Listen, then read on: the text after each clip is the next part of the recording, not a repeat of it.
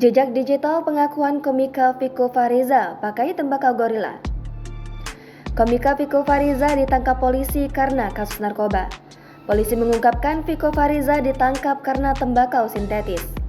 Viko Fariza sendiri sempat membuat pengakuan dirinya pernah menggunakan narkoba. Awalnya Viko Fariza mengonsumsi ganja. Menurut Viko, pemakai pemula di tahap pertama menggunakan ganja.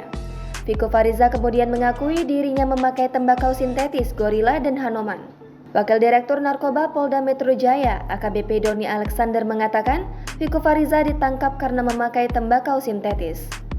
Sebelumnya, Doni Alexander mengatakan pihaknya menyita barang bukti narkoba dalam penangkapan Viko Fariza. Viko Fariza ditangkap di rumahnya pada Kamis 13 Januari 2022 malam. Saat ini komika tersebut masih menjalani pemeriksaan di Polda Metro Jaya. Tembakau sintetis diketahui merupakan campuran bahan kimia industri. Biasanya, benda itu disemprotkan pada daun kering dan potongan rumput biasa. Saat diedarkan, tembakau sintetis dikemas sedemikian rupa sebagai kamuflase. Tembakau sintetis dikenal dengan nama pasaran Hanoman, Ganesha, Thunderbird, cap kapak, cap badak, hingga cap gorila. Jangan lupa subscribe, share, komen, dan like ya!